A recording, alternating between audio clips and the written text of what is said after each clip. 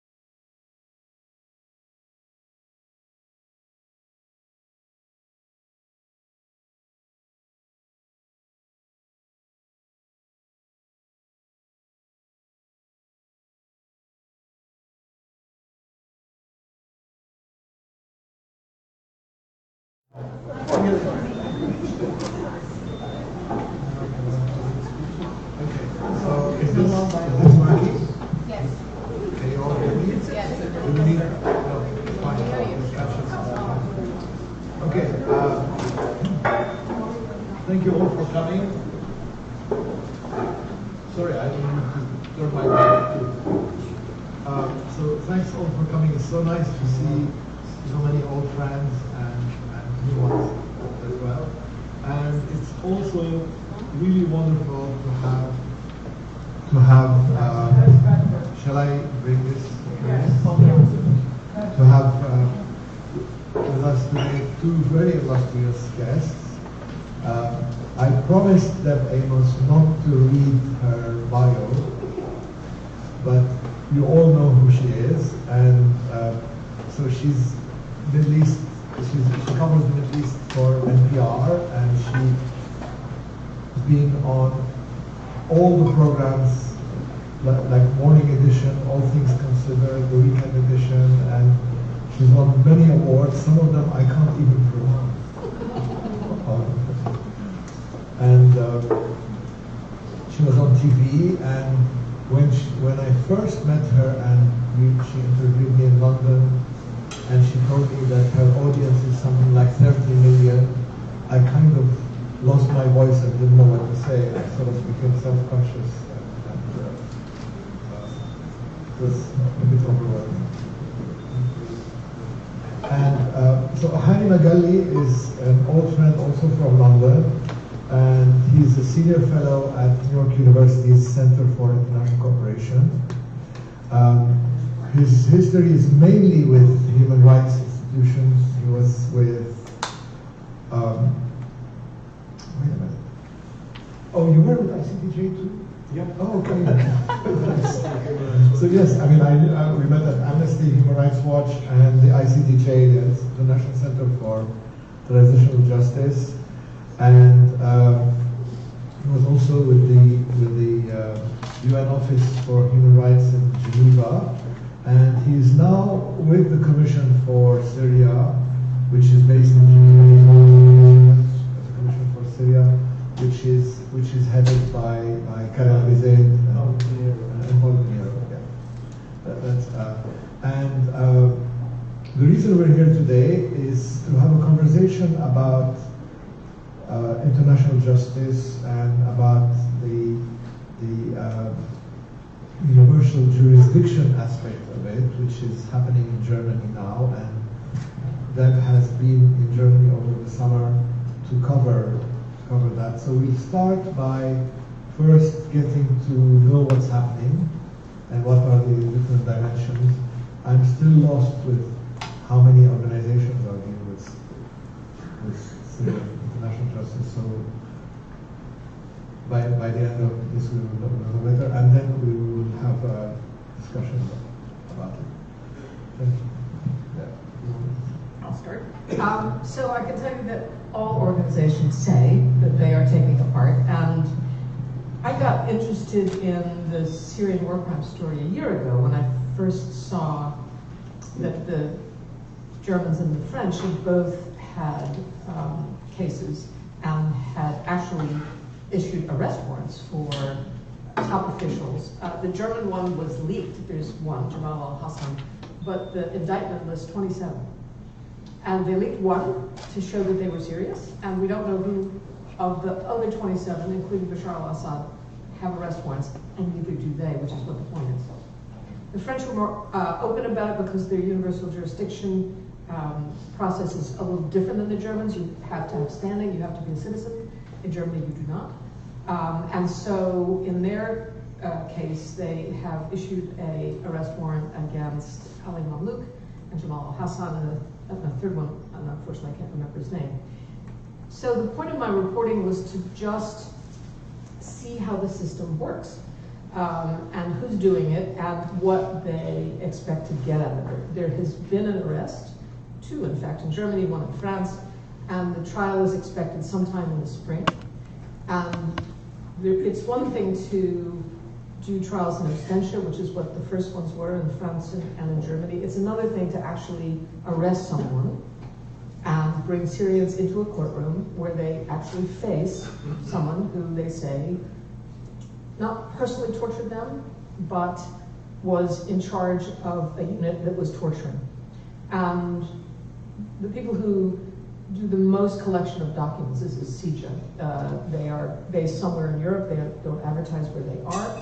They have 800,000 documents that have been smuggled out of Syria over 8 years.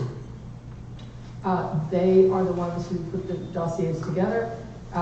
They're the ones to help build these cases. But for the first time, there will actually be a trial in court. You may think it's not a big deal. You can argue it's not a big deal. For the people who are, and it takes some courage to sit in that courtroom, 11. If you have relatives anywhere near Syria, you can't. In some ways, this is narrow justice. It has to be very specific.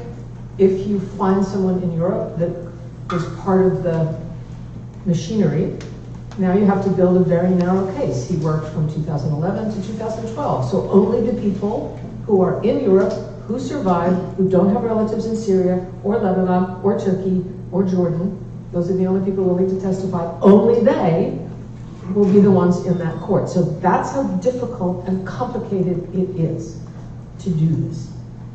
So it's remarkable that we will have this first case. Actually, there's two men who will go to that trial. So that's what I wanted to do. So the question was, how do you explain all these very foreign terms? So I chose to do it with a torture survivor, a lawyer, who I met in Damascus in 2005. And it was great to go and see him again. And he and others, Syrian lawyers, are the driving force on the Syrian side of this. And then I wanted to ask the question, why Germany? Why are they doing it? They're not the only ones. There's 13 European states that are working on this because they think there are at least a dozen, maybe more, Syrian officials who are in Europe. And now they think this is the most promising avenue for these kind of cases. You don't need the politicians to tell you to do it. As a prosecutor, you see what the Germans are doing and you think, we can do that. We can do that. Because there are refugees everywhere. So they have a pool of witnesses. When you say 13 European states, you don't really mean the states, do you? Countries. Countries. So it's happening in the countries, but it's independent from. It's not a. Is it an official state policy? Does the state have anything to do with it? Almost all of these states have war crimes units. The Swedes do, the Germans do, the Austrians do, the French do, and they do what war crimes units do. They investigate things. Right. So certainly the prosecutors in Germany didn't need the political leaders to say, you know what, you really ought to investigate. It was their decision to do it. Yes. So, you know, whether it's a political decision at the top, it was almost impossible for me to answer that question. And so I began to conclude that no, it wasn't. This really is something that prosecutors do. In the way that you would, you know, the Southern District of New York They didn't need Cuomo to tell them what to do about Trump's taxes. They're prosecutors, is what they do. Hanny. So, you're working with the UN process. How does it differ, and how can we understand the larger picture of all these institutions, and where does the UN fit? I'm with the Commission of Inquiry that was established by the Human Rights Council back in September 2011, with the mandate to basically investigate all serious human rights violations within Syria, within the Syrian territory. And the mandate was interpreted then, in the very early days of the establishment of the Commission, to mean violations by anyone and everyone. So it's not just the Syrian state, it's also the armed groups, the so-called terrorist groups under the Security Council definitions, other actors, other states involved in the conflict in Syria, etc. The Commission's role is basically to report back to the Council on its findings and to try to identify particular crimes, especially if they're international crimes, war crimes, crimes against humanity, genocide, etc., identify the perpetrators and present the information to the Council. The idea in the beginning, and the pressure in the beginning, was all of this would go to something like the International Criminal Court, and we would see those responsible tried at the international level. What happened in reality was, because Syria is not a party to the Rome Statute and it's not a party to the court, the way to get the court to take on Syria would have been through the Security Council, which is the other path to get the court to open up a case and investigate and go further. And every time there's been an effort to get the Security Council to agree on that, it's been blocked. Primarily by the Russians, but earlier on others also had other ideas about, maybe a special tribunal would be a better or more appropriate role, etc. Now, I think just back to your earlier question, the Syrian groups who have been monitoring and reporting on the violations throughout, I think from the very moment the violations were starting, there were human rights groups and others that emerged, etc., were the ones who were gathering initially the information to try and see if accountability could happen and if those responsible could be brought to justice. And the hope, I think, amongst many was that the regime would not last, that it would fall, and that there might be a process that's within Syria or a hybrid with the help of the international community, a sort of, internationals and Syrians together. The other hope was the International Criminal Court. As we've seen, both routes have not really gone very far. And what we've seen then emerge, and going to the question of governments or not, it's really emerged through the judicial systems in the countries. In Europe particularly, but also elsewhere, where courts have found that they have jurisdiction either over Syrians who are present in their country and can therefore hold them accountable, or through using universal jurisdiction definition and language. We've seen now, I think, 12 convictions around the world, and there's about 21, I think, cases that are in some form of trial, and then there's a bigger number of investigations going on. I think the reality here, though, is that mainly the people you can get and try in courts in Europe or elsewhere are people who have fled the country, and they've tended to be the lower level perpetrators as opposed to the senior perpetrators or the heads of the security departments or anywhere near the presidency of the country. We've seen some arrest warrants now being issued for very senior people, which is a very good sign. And we're beginning to see some middle level cases also emerging But for Syrians in particular, I guess the victims and the survivors, the fact that we're beginning to see accountability in courts, people being held accountable for crimes that were committed, is a good sign, because I think for many years the promise was there but nothing was happening, and Syrians were feeling, all this talk and all these promises, and nothing is emerging. People will not be held accountable, and we're being left to our fate and our situation. So,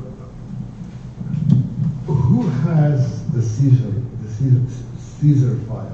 That's in a separate category. That's CJA and Caesar are separate.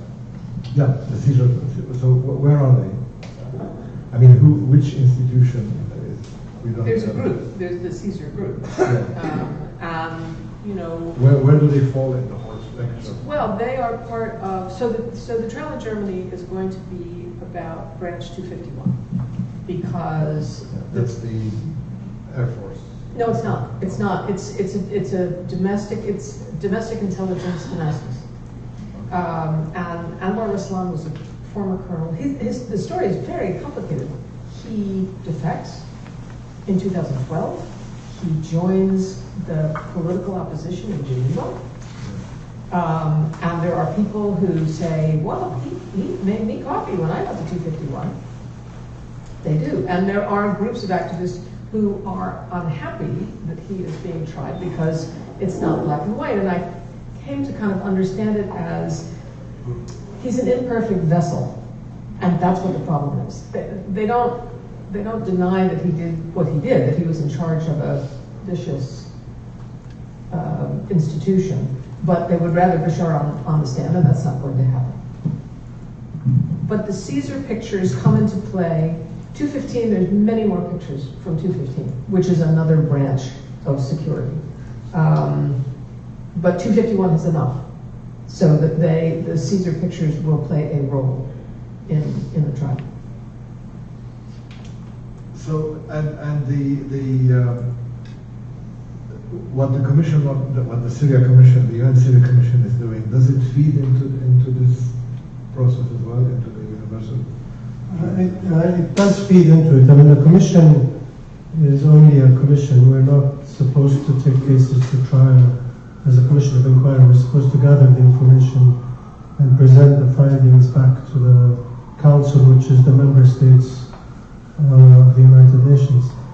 But what's been happening, of course, is as people have been looking to strengthen cases, including the national jurisdictions in Europe and elsewhere, the judiciaries have then been coming to the Commission of Inquiry to say, we're trying to pursue this particular case. Do you have any information in your files, in your archives that would help us take this forward? And this is quite unique because it's not often commissions of inquiry are asked to do that. Normally they've finished and closed up and it's happening afterwards. So we've had to then go and look through our materials, and at that point to try and understand whether the people who gave the information at the time, if they hadn't already said we consent to you sharing the information, if they would be willing for the information to be shared or not, which meant if you could go back to the sources, you had to try and do that to protect the sources. And we've had to redact information to be able to protect sources of information.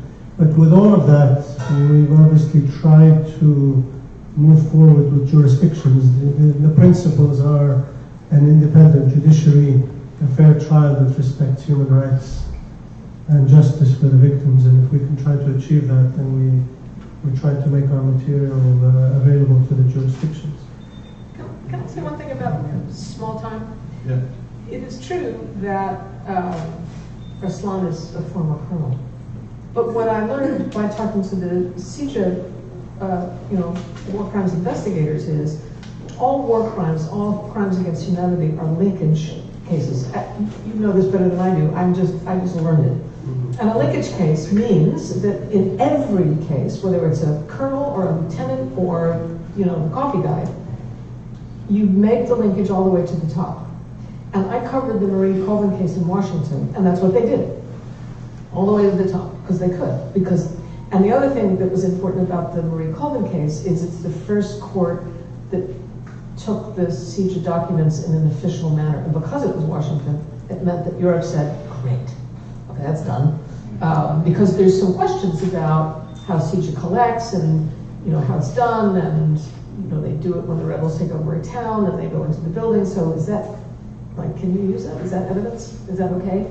And it turns out it is. So, yes, he was a low-level guy, but they'll do the linkage because those documents they have. They can take it all the way up to the shore. Through linkage. Mm-hmm. And they have and the documents that they use are really interesting. It's who gets promoted. It's who never gets punished. That there are punishments for being late, losing your weapon. There's all kinds of things that you get punished for. You never get punished for mistreating anybody. But there's things that are going all the way up to the shore that say things like, the bodies are piling up. We're going to have to do something. We don't have any more room. Or we can't release the bodies to the families because they're too marked up. What should we do? That was going all the way up to the top because it's in that bureaucratic system. They were all reporting. And he saw it all. And they have documents with that kind of detail with his signature. So the linkage trial will be quite effective. And the linkage, so the big question for me is, as someone from the region and looking at these two avenues, so there is a kind of separation between the UN process with the international tribunals, which are purely UN, the mixed tribunals, the hybrid tribunals, and all that, and the Iraq-style local tribunals, which have all been unsatisfactory and have been politicized and slow and bureaucratic and very, very expensive. And we have the special tribunal for Lebanon, which is supposed to give a judgment very soon. Certainly before the end of the year, there will be the judgment. And you have that process which goes through universal jurisdiction in countries with almost no politics because there's no political decision to hold them, or you cannot pin it on a political decision. And it's a more transparent system, process. Anyone in this room can, and there are people in this room who can give evidence and feed into the process. So is this the way of the future? I mean, is this going to replace the ICC and or is this the correct picture? Am I it's a good picture of what's happening, and I think if you look at the history of how we've gotten to today, before any of these internationalized processes, people were relying on national jurisdictions. And if you had a dictatorship and you had no chance of getting justice at home, people began to look outside and to appeal to the international community, to the United Nations, to others.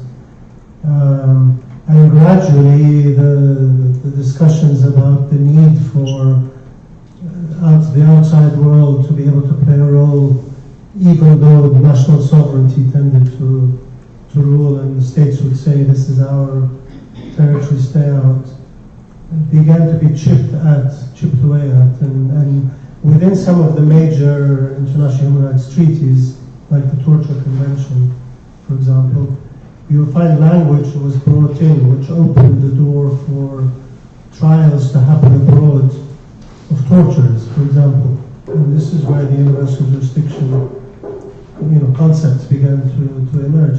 If you were a torturer in your own country, let's say Syria, and nobody was ever going to hold you accountable, but you arrived in Germany or France or whatever, and they were a party to the Torture Convention, then they would say, you're on our soil, you're a torturer, we can put you on trial. And it helps also if you can have the victim be on the same soil, etc. From those small steps, I think it grew to recognition that with regime changes, it was often very difficult to bring people to justice and not make it a sort of victor's justice where the winning party basically put on trial the losing party or faction and often ended in unfair trials and executions and people moved on until the next conflict and the next war and the next winner. So the idea was how to try and make those processes fairer with international assistance. So if you look, for example, at the Saddam Hussein trial in Iraq, tainted and flawed as it was, the idea was the international community could help the Iraqi judiciary be able to conduct a fair trial. And the concepts of those types of things also went back to the Rwanda tribunal or the Yugoslavian tribunal, etc. But of course, you began to see that those processes are very expensive. Very few people were tried before them. And of course, politics played a role because essentially, if enough pressure was brought to bear and enough of the governments were interested, they could push for it. And again, the idea emerged out of that, why don't we have an independent international tribunal that would be above the politics in theory.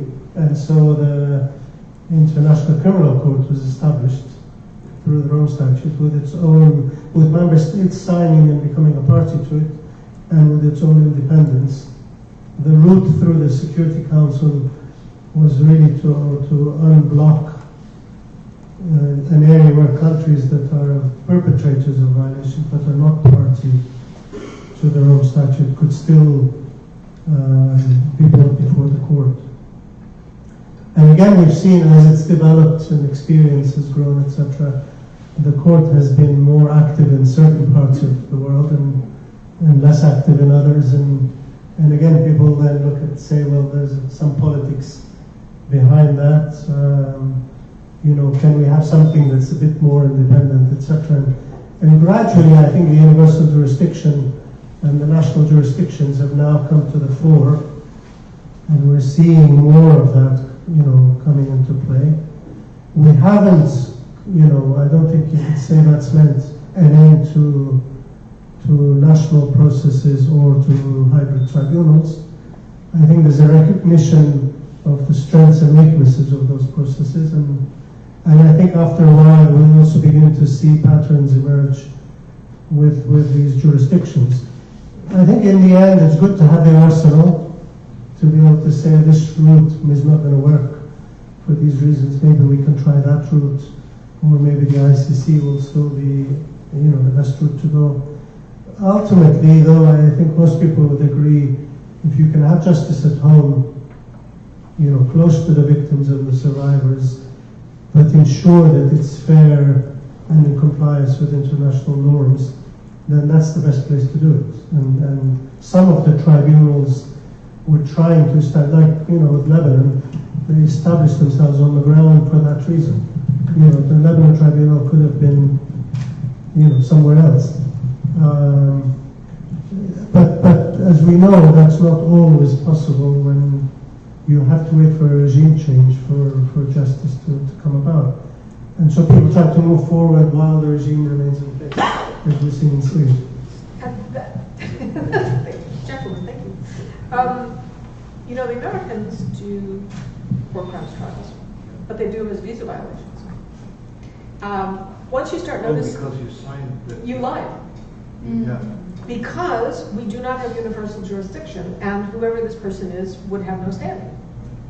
So that's how they do it. And if you know it, you'll see it. So they tend to be in Philadelphia, that's where I see them, and some man from Sudan is being tried yet again for torture, but he gets a 10 or 15-year jail sentence for lying on his visa application. So that's how it's done here. So that's why they asked to be questions. That's not why, but they can get you on that, because we don't have any other way to do it, because we don't have universal jurisdiction. The second thing to say about that is you do what you can. I completely agree with you. If they could have gone to the ICC, they would have, but they can't, because it's blocked. So universal jurisdiction in Germany makes the most sense. The Germans, you know, your legislature decides if you want to do this. So 2002, the Germans say, let's do this. Same year the ICC is founded. And the Germans just think, wow, let's get in on this. Well, this is great. They do nothing with it for years. They have a couple of ISIS trials, not much.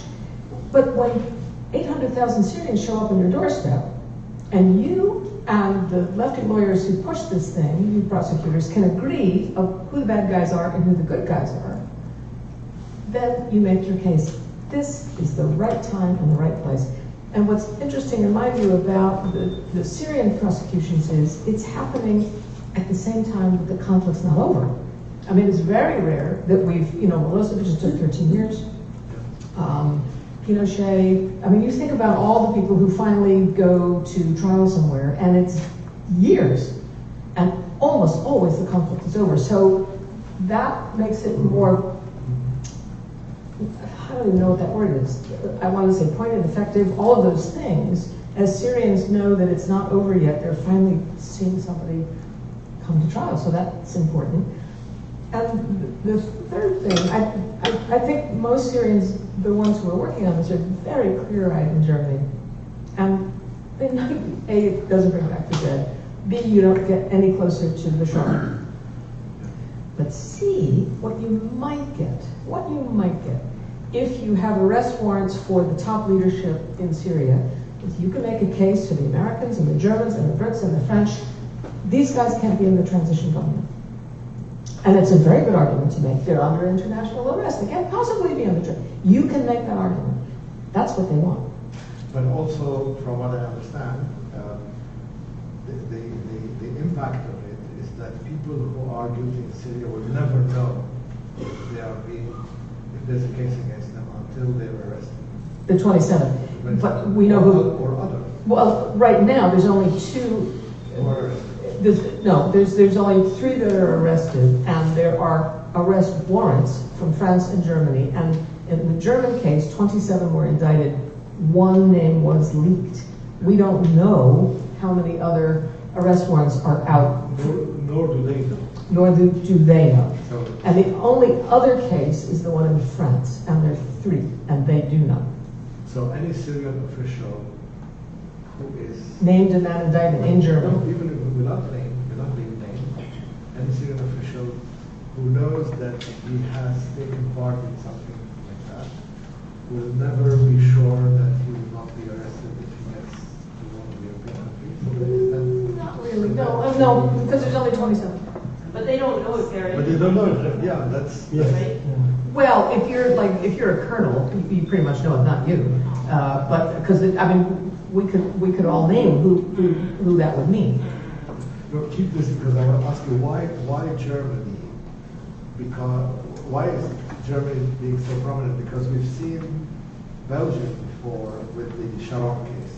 It made a lot of noise and then nothing came out with it, and we don't hear about it anymore. So what makes Germany, is there something distinctive in German jurisprudence that makes it?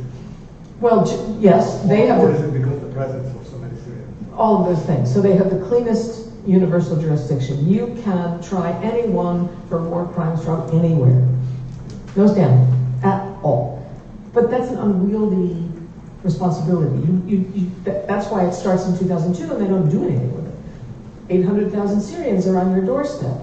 You have 50,000 potential witnesses. This is what Anwar Bouni says. 50,000 potential in Germany alone. Yes, it's staggering when you think about that. And so, even if they have relatives, even if they can't, you have such a pool that you can find people. And once Ruslan gets arrested, then all of a sudden the Austrians get a little bit more interested, and the Swedes do, and the Norwegians do, and the Swiss do. Because prosecutors like to win, that's their DNA. And the absentia is kind of interesting, but it's high politics. But to put somebody in the dock, and here is a third reason for Germany. So there's been a backlash, as you know. The AfD has won for the first time. They get into parliament in 2017. And what the people who are pushing these war crimes want is that there will be a public trial. Syrians will say what happened to them, and all those AfDers, I think they're wrong, but here's the argument, all those AfDers will finally see that these people are not ne'er-do-wells who just wanted to steal our welfare, who just came to Germany because they're lazy, who just didn't like to eat hummus every day. That's not why they came. They came because of the torture. Not the war. Not the war. But they came because their kids were getting picked up and tortured to death. That's why they came. And so they think Merkel will finally be redeemed because Germans will see that this was a good thing to do. I mean, that's nice. I'm not sure if that's correct, but that's what they think. That's what they say. Okay, so let's open it up to people in the audience. I have eyes in the back of my head, but they don't work. Yes, Anne.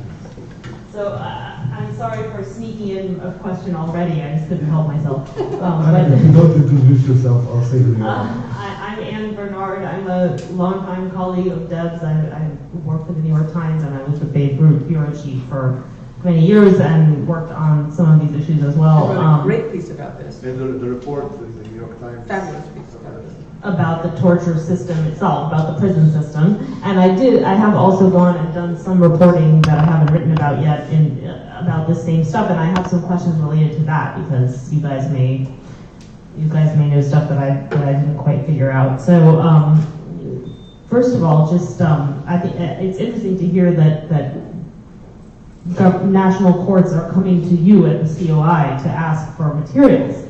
That's the reason that's really interesting to me is that it seems like ever since the conflict has been going on, there's been a little bit of a tension between the international group, like especially CIJA, that is, basically Western expert-run and funded by governments, versus these grassroots Syrian organizations that have done a lot of the heavy lifting at the beginning. And what I observed was like a certain purism from the CIJA side, or you might call it arrogance, like depending on how you look at it, saying that basically the stuff that the Syrians are collecting, and they lumped the COI in with this also, are not court ready because it's different methodologies. Every organization has its own methodology. There isn't a chain of custody for the evidence. The purpose of the COI is not to collect things for a court, so it's going to be irrelevant to the court. So the only thing that's going to matter is like what CIJA is collecting, and we're going to hold it close and not really let anyone see it until there's like an actual court that's going to have a trial. But it also looks like maybe that's changing a bit, that maybe those, and at the same time the Syrian groups were resenting CIJA, saying why do you get to own these documents when these documents belong to the Syrian people? So are you seeing a softening of this divide and a new kind of cooperation? Like what are the avenues there? And then my other question was, did you say there have been 12 convictions? And are those mostly of ISIS people or what? Thanks.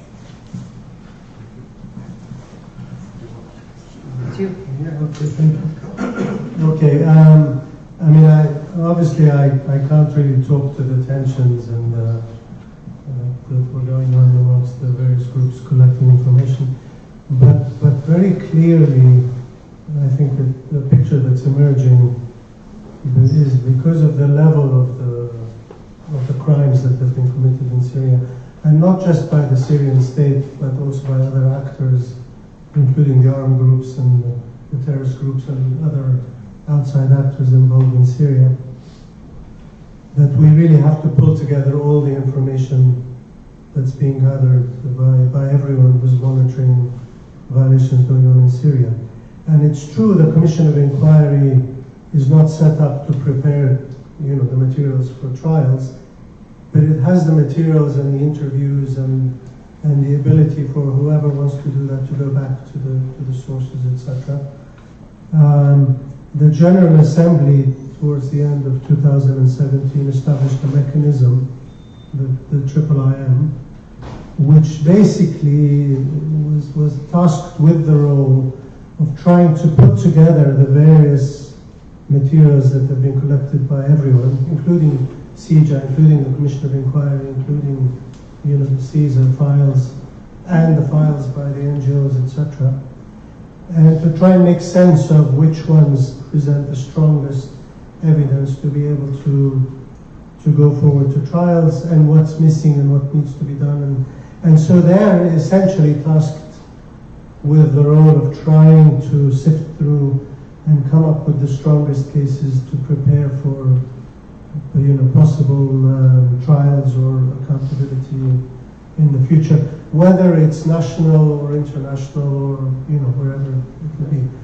And what's happened, of course, with the IIIM's work is, as the universal jurisdiction cases and the national jurisdiction cases have moved forward, they've been quite helpful also in helping those jurisdictions to go forward. That's not instead of something else in the future, or if there's regime change in the country, or if, for example, the route was ever unblocked to the International Criminal Court, that they could prepare that. So I think the good thing is people are working together much more. There are a lot more memoranda of understanding being signed by various groups with each other to share information and recognize. The sad thing is, of course, the conflict hasn't ended, and we continue to gather more information. More crimes are being committed. So it's not as though you can stop and say, now let's go back and look at what we have. On the number of cases, I'm looking at the notes that I was putting together with the team before coming, and as I understood it, there were 12 individual convictions, 21 individuals awaiting trial, 8 international arrest warrants against 5 or 6 individuals, and 27 ongoing investigations. Now, we can talk afterwards, and if you need more on that stuff, but that's what I have so far. One thing to mention, maybe in the midst of all of this, is when countries are looking to hold accountable people for violations in Syria, they're looking at, in a way, 2 routes, either through universal jurisdiction or international crimes, and you have to have the evidence to make that work. Or you're looking for national legislation that can try people for terrorism charges, which are more related to national legislation as opposed to international crimes. So, if you want to convict someone on very little information, you may be able to convict them on joining a terrorist enterprise, and your national courts can do that, quite easily. The challenge, of course, is that that person may have been involved in major crimes, but you don't have the evidence. And of course, the sentencing won't reflect that. The sentencing will reflect, membership or association with a terrorist organization. And for the victims, of course, it's also important. If they want to see somebody convicted for the crimes they committed, murder, torture, this, that, or the other, they will not be satisfied necessarily if the person gets a light sentence for linkage with a terrorist organization or an enterprise. And so the governments are facing, and we see it now very much with the detention of the former ISIS suspects in northern Syria. The governments are stuck with, what can we charge them with, because we don't have the evidence. And therefore we don't want to bring them home to be tried with national jurisdictions, because the charges that we can basically push forward at the moment will be very light charges. Now it's a much more complicated picture, of course, because I think the reality, of course, is there are large numbers in detention. Not everyone has been involved in international crimes or even major crimes. Others were sucked into this whole mess that we see now in Syria. And the policies will have to be looking beyond criminal justice to other forms to try and unravel, who did what, and how do we in the end manage to provide justice for the survivors, but also be fair in how we deal with people that we suspect of having been involved in major crimes. Victoria. Thank you so much. I had a question for Deborah. I'm wondering. Victoria covers the STL for the Daily Star. So yeah, I was on the Mason Daily for 3 years covering STL, so I know a lot about trials in absentia and how the many difficulties of conducting so.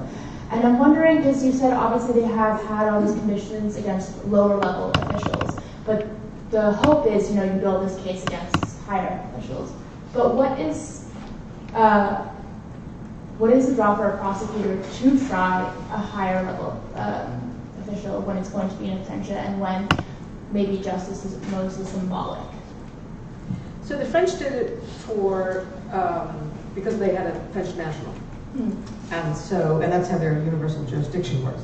And so they brought a case. So that's why.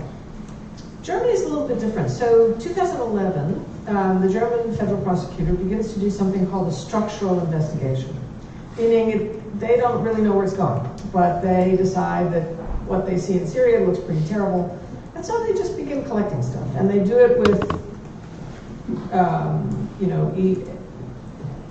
dyslexia is just wrong. The European Commission for Constitution and Human Rights in Berlin. Thank you. But it's pretty sluggish, but they're doing it, and nobody else in Europe is doing it in 2011. At the same moment, CIJA is asked by the Brits to train Syrians to look for evidence, and in 2011 they start that. I don't really know where it's going. I mean, Wiley's an interesting character because he gets hired by the Americans to work on Saddam's defense. And the reason that they hire him is because the two Iraqi lawyers are so afraid of Saddam that they don't ask him any questions, and that's a problem. So Wiley comes in and he's got a lot of experience doing this. So time kind of rolls on, and this case keeps rolling, but Germans don't speak Arabic. And they don't know how the internals of the Syrian state security works. They don't. One day, 2014, two lawyers arrive. One is Anwar Bouni and the other one is Marwan Darwish. And they're very clever. And they know these people. In fact, they both get special visas, and the Germans give it to them. So they save them. And it turns out the Germans gave tons of visas to activists. And there's tons of them in Berlin. So these guys show up. They know who everybody is because their work has been recognized by German judges associations, so they're no strangers when they arrive. And for the first time now, they have Arabic speakers. And they have people who can say, yeah, there's this branch and that branch, and this is what that number means, and this is who's in charge. So it, all of a sudden, it gets turbocharged with the Germans, because they already have all this stuff that's being done. So that's kind of the timeline of why it takes off in Germany. Sam, I'll have you back. No. Please introduce yourself. Hi, my name is Hardik Mani. I have a question to Deborah. You talked about the linkage, and is it here? Okay. Is the linkage related to specific instances of criminal acts, or the linkage is just general linkage, like just an agency relationship? Here's another word for it: chain of command. Chain of command. That we all know. But because I'm asking this because if it's related to the later chain of command, it's gonna be like something similar to the joint criminal enterprise, which is criticized a lot in ICTY, and it's not gonna work probably now because it was even regretted by some of the prosecutors of ICTY. That may be true, but if you have, look, in this case, if you have documents where Bashar al-Assad signs off, nobody says torture. It's actually illegal in the penal code of Syria. You can't torture people. So these documents are filled with euphemisms. I'm a Syrian lawyer, by the way. Okay, so you know that you can't do it. This is what Bill Wiley says. It's not even international law, it's against Syrian law. But if you have documents that you can show a chain of command, it's hard to refute them. And the Germans are scrupulous. They bring in people who, can verify signatures, who look at passports. It's not that, where did that come from? They are pretty scrupulous about, this is the town it came from, this is the date, this is the correct signature. But, they say and they did in the Marie Goldman case. They brought it all the way to Maher in the Marie Goldman case. And that linkage was shown in documents. So are they related to specific dates, events, Yes. specific acts, orders to take orders from this? Orders. Orders. Yes. It's not just relationship. No, it's not. It's very specific. It's very specific what they've got. Yes, I've seen it. And these are with Sija or with Caesar? No, Caesar's photographs, Caesar's documents. Yeah, these are with Sija. Yeah. Okay, thanks. Yes, and they go to the German courts. So when the Germans at some moment call Sija and they say, we're looking at this guy Ruslan, you got anything? And Bill Wiley says to me, funny, you should ask. Yes, like we have this much. And we were waiting for somebody to ask us because we knew he was in Germany. So did everybody. So did the entire Syrian refugee community knew he was in Berlin because they all knew who he was. They knew he'd been in Geneva. They knew, he had defected. And, so when he was arrested, it was like, finally, you guys woke up. This guy he was running a Hawali system in Berlin. And that's who you went to when your grandmother in Aleppo needed some money. That's how you did it, through this guy. But yes, it's very specific documents. Thank you.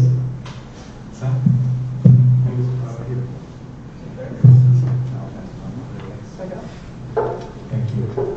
Sam Dagger, I'm a colleague of Anne and Deborah and Hamlet.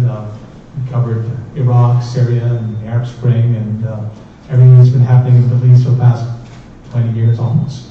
And I just wrote a book about Syria. It was published in May. Thank you. Assad, or We Burn the Country. And we had the launch here. Thank you, Nadim, and the LAU, and Anne was present. So thank you again. It's great to be back. So my question is the following. In my book, obviously I talked to Mazen Darwish extensively. And Mazen arrived in Germany at the end of 2015. Anwar had already been there.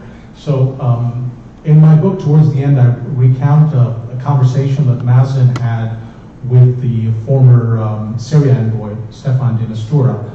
And de Mistura tells Mazen point blank, you have to choose between justice or peace. You can't have both. And today, just last week, here, yeah, unfortunately. On the sidelines of the UN General Assembly, almost very quietly and discreetly, the Secretary General announces the formation of the Constitutional Committee, and which basically now frames the whole conflict as a political crisis or constitutional crisis. And the Secretary General said in his statement to reporters that he was delighted that the government of the Syrian Arab Republic had agreed finally, after negotiations, to join this constitutional committee. So that's Bashar al-Assad and his government. My question is, now, how does this affect what we're talking about, justice and accountability and all these processes? Because, Good question. yeah, So, to both of you, thank you. So I asked about that over and over and over again because it happens all the time. And, Al-Buni will shout about this, Colombia, what did they do? The victims just have to keep quiet. We are not going to do that. And I think that because there was no decision from the top that said, let's have accountability for Syria in Germany, because it's done by prosecutors and crazy activist lefty lawyers, you can't make them stop. There's no mechanism. If you want to come and say, no, it would be really good for Syria, if you guys stop this trial, and then we'll have a, I don't know, reconciliation commission, that works in some places, let's do that. You can't. Too late, train left. And they know it. And so, there's really no way to stop them at this point. Okay, it's a kernel. It's a little thing. But there's part of me that wonders if the Assad people didn't decide to say yes to the Constitution because they know this stuff is happening. Okay. I don't know that. Sure. I mean, that's Do you? Just one footnote for people who don't know who Walid al-Bunni is. Oh, sorry. He was Walid. Walid. No, it's Walid. Well, no, it's Walid who is the lawyer. No, it's Anwar. Oh, it's Anwar. It's Anwar. Yeah. In German. You introduced me to it. I know. 2005? They're brothers. It's an extraordinary family. They've all been in jail. And For 75 years in total. the cumulative time they've been in jail as a family is 75 years. So that's who we're talking about.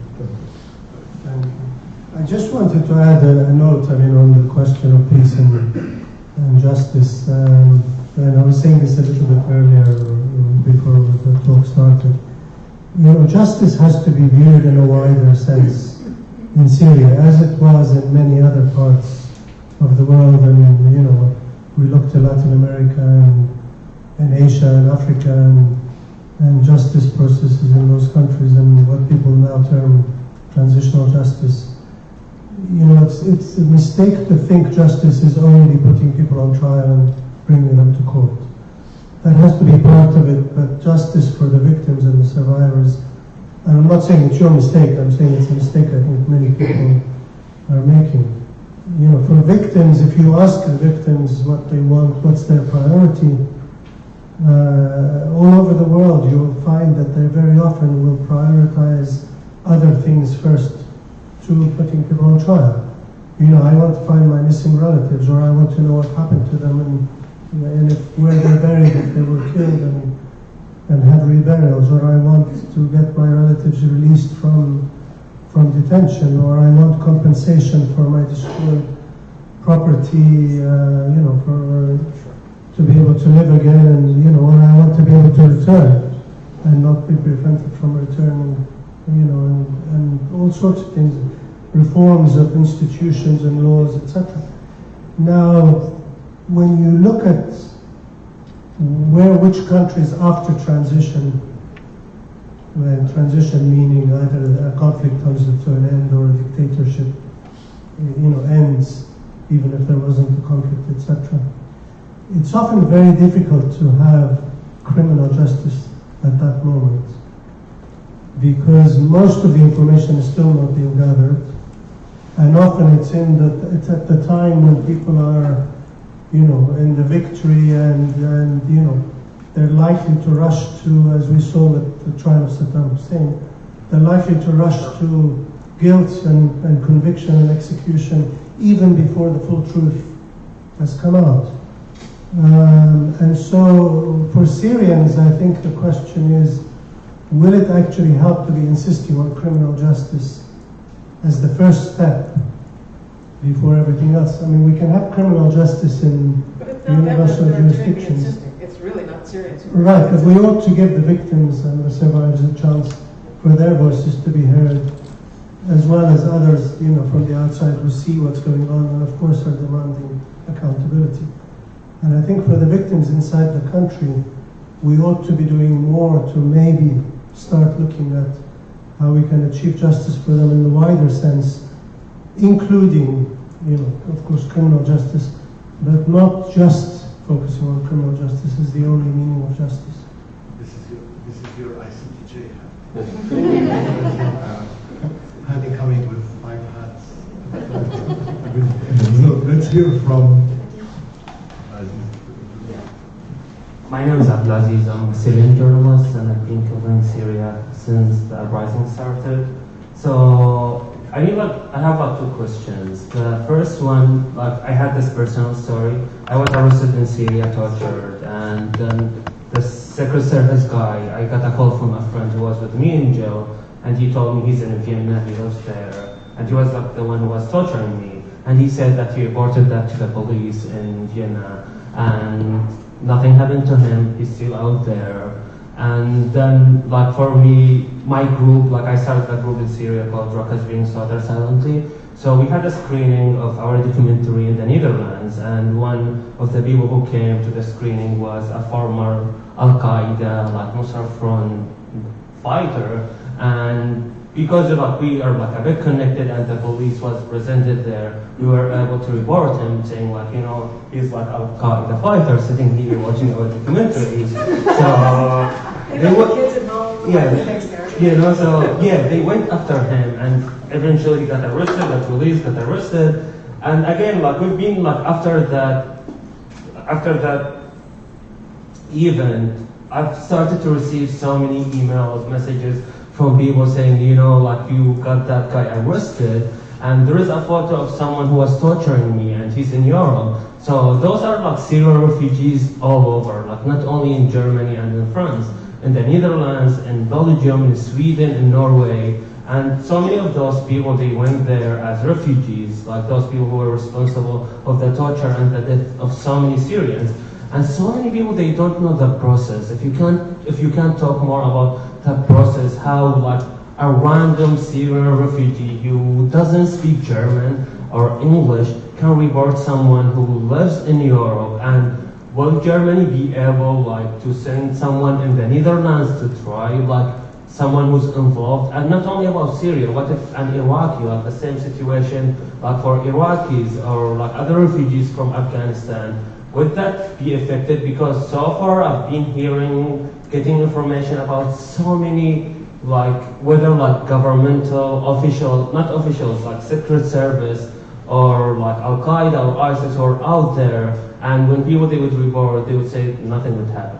So what do you think? And like if there is like any more clear ideas about the process? Thank you. So, two things to say. That's our one thing is that there's complaints about the Austrians. That they've got a guy who's higher than a colonel, and he apparently is their counterterrorism specialist. And so every time the ECCHR lawyers go there, they say, "No, it's not him." And they show them pictures. It's exactly the same guy. Yeah, it's not him. And that's a problem. So it's possible that if this happened in Austria, that your friend is seeing somebody who's part of that network, and that's a problem, and they know it, and they're trying to do something about it. Two, ECCHR and two other groups in Germany had a big workshop and invited the community, the Syrian community, in, because here's one thing they're worried about. If I testify, will it affect my asylum process? People are nervous about that, because they don't understand how it works anyway, and it seems to be able to do with the Germans. And so there's an attempt to reach out to people to say, you have rights as a witness, we're going to explain what this universal jurisdiction stuff is. This may be frustrating for you because these cases are very complicated and very narrow. So if you were not in 251 between 2011 and 2012, thank you very much, we'll see you later. And 215 is not even on the docket, and maybe never will be, unless somebody shows up in Europe that was part, and 215 was a really terrible place, really bad. But you can't have the trial if you don't have a guy. So that's a problem. And no, you can't, Germany can't like get somebody from the Netherlands and bring them to Germany, but the Netherlands can, and they do. So call Anwar al-Buni. I mean, people show up in his office all day long, and that's what we do. My question, my name is Deborah Rogers. I'm a recent graduate from Fordham in International Studies, hoping toward peace mediation in The Hague.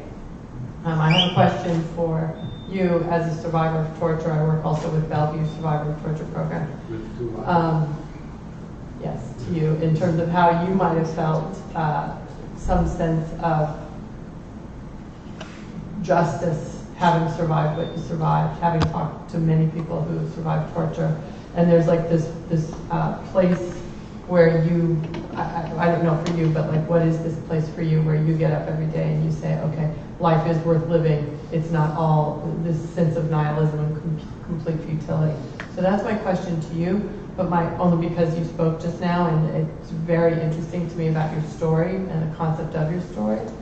But the question I had for you all was something I noticed in my thesis writing about 21st century peace building is e-discovery. What role is e-discovery playing? The concept of digital trails, you know, the fact that things are happening online. You know, just to say one last thing, a woman I interviewed from the International Rescue Committee said people coming in off of boats in Greece were not coming with paper documents. They were coming with their phones and getting for $4 their SIM card and then reconnecting with their communities. And I wonder what role that's playing in your investigations and your reporting, and actually in the lives of young people who are the generation suffering this domestic violence on a global scale. Yes, let's take first.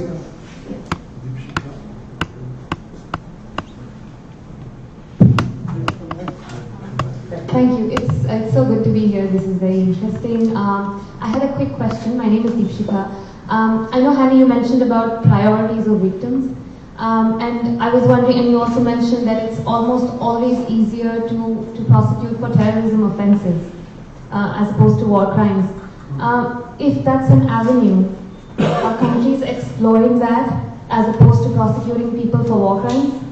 And is there among victims a sense of injustice if people are being prosecuted for terrorism offenses as opposed to war crimes?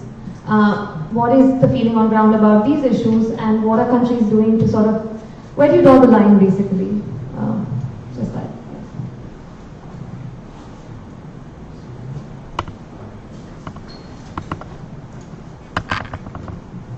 Oh, please, yes. Hi, my name is Yasser Khleri. I'm from the Open Society Justice Initiative. My question is, so you said very well that there's a lot of evidence currently present at the moment, but the problem is that we don't have any output for this evidence, right? The ICC currently cannot prosecute. Even universal jurisdiction is very limited. The IIIM, the International Investigative Mechanism for Syria, is not really able to have a proper output to states as well because of the same reasons that universal jurisdiction is not possible. My question is, do you see universal jurisdiction or the development of a more robust universal jurisdiction regime in especially European states, I would say, as the future for international justice in a time in which tribunals seem to be failing us, especially the ICC? And if so, how do you think that we can develop this universal jurisdiction prevalence in international justice?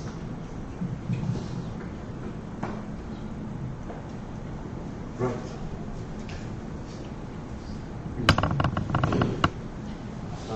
Oh, you want to say, yeah.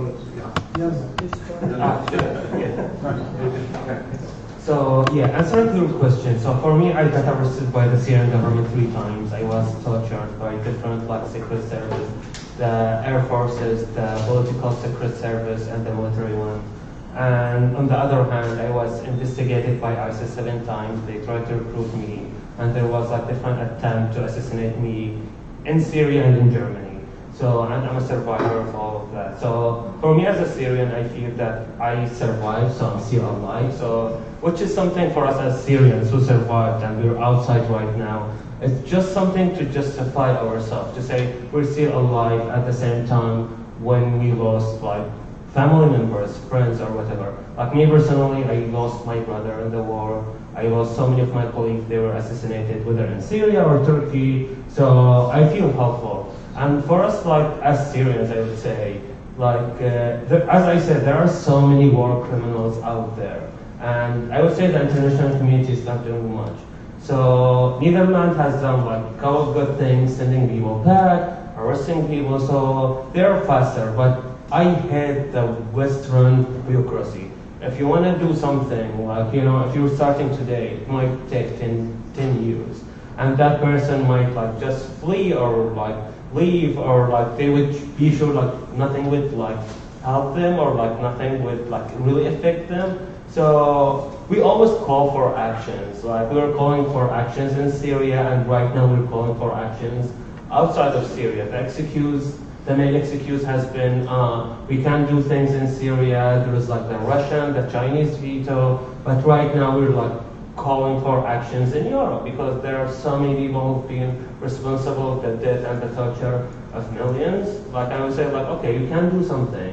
And yeah, there is like, I would call like to start like a coalition of all those organizations. So when we're talking about Anwar al-Wani or Mazen Darwish, there are two, and there are like hundreds of thousands, if not millions of refugees all over.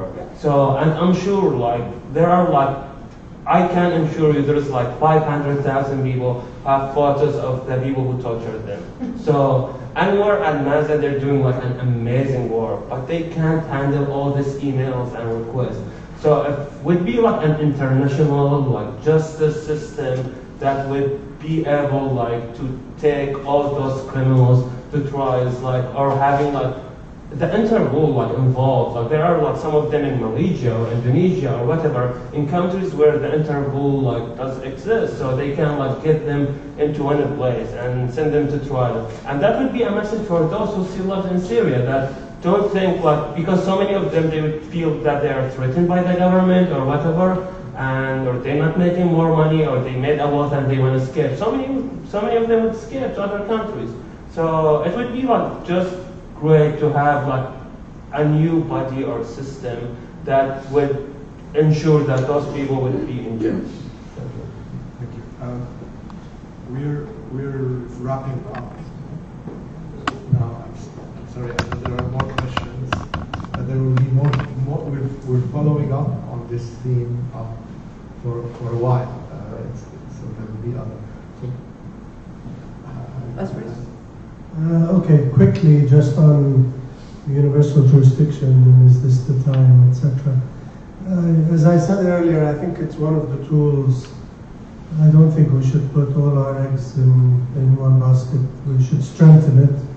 And of course, a number of countries need to change their national legislation so that they can make it easier to be able to use it in their own countries, etc. I think we shouldn't put all our eggs in one basket, and we should also always be thinking ahead to the time when there might be a justice back home in the country, whether it's Syria or in any other situation. And then on your question, I mean, I don't have the answers, and I don't want to pretend. If I did, I think I could make money out of it, and I would be here. But I don't have the answer to how do we bring justice to victims. But what I do know is that when you go to countries where there are hundreds of thousands of victims, it's important to understand what they want, as much as what people from the outside looking in can see. And the pictures don't necessarily have to be different, but it's important to have that support from inside for where justice is going in a country. And I think, if I look at the Syrians, we have 12 million displaced. When you ask many of the refugees outside Syria or those displaced inside, what's the number one priority for them? It's security. I'd like to be able to go home and not be arrested the next day or conscripted or killed out of revenge or retaliation or whatever. So, what could be done to protect those people and meet their needs? When the Syrian state was issuing death notifications to families, which was quite outrageous, this how families were hearing about relatives detained in the mostly in the early part of the conflict. But the state had decided at that moment, it's maybe, we should start telling the relatives because, they can put their lives together maybe, or they can go and get certificates and that will solve inheritance problems or leases or whatever. Whatever the justification, it was a horrible way of doing it, and we said that publicly at the time, etc. But while a lot of the focus rightly was on we don't accept these people are dead until they have more information, etc.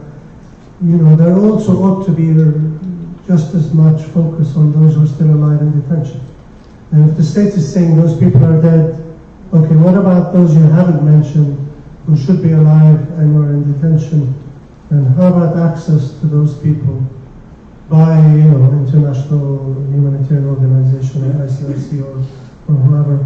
How about access by their own families? How about releases of, women, children, elderly, the same, how about doing some things that will actually create an environment for political or peace talks, when at the moment there's absolutely no trust amongst anyone. So how do you expect anyone to go forward with any talks? How about taking some of those types of steps, which are obviously more doable than, going to put, Bashar al-Assad on trial, and I hope that they will come when that happens. But in the meantime, why not work on these other building blocks that could actually be very important for victims and families in Syria and those outside hoping to go back in, etc. Okay, so quickly. Social media has become really an interesting tool in both media and in the judiciary. There's a trial, the first trial at the ICC based on social media has taken place. It's a Libyan who told his followers to, a rebel leader told his followers to kill prisoners, and that has become evidence. Judges are getting used to this. I'm told that in the beginning they would want to see the president of YouTube because they didn't quite get how that worked. And so Steve Pratt told me that. So that's moving forward. The New York Times, the Washington Post, the BBC, Africa Eye at the BBC, all of these are new units based on using social media as a tool of journalism. Bellingcat is doing remarkable work with social media. They were the ones who were able to unravel who shot down the plane over Ukraine, who were the two Russians who came to see the Skipoles before they had an unfortunate accident with poison.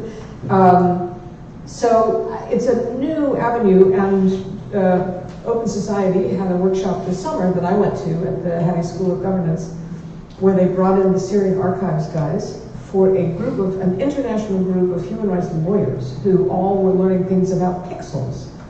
And because you have to say to the judge, well, what's the frame before and after it? How do I know that? And that you have to be able to use a geolocator to say, I can show you where this place is because I can show you on a Google map the exact same mountain, tree, shadow, house. So that's where I say it is, and it is there. And it's all of this I find fascinating. Why people kill other people and then videotape it and put it online, I do not know, but they do. And so it has become a thing. Thank you. Well, we can go on for much longer. And what if given a chance? Given a chance. But we will continue this because we are still waiting for the judgment of the STL, and we will have a meeting in collaboration with the STL, I hope, around that time. And there are so many themes that come out of this conversation that need to be covered up also. But please join me in thanking Deborah Amos for coming over.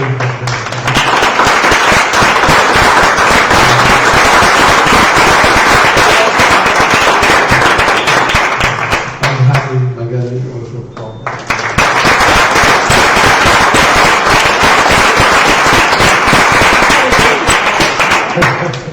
And thank you all for coming.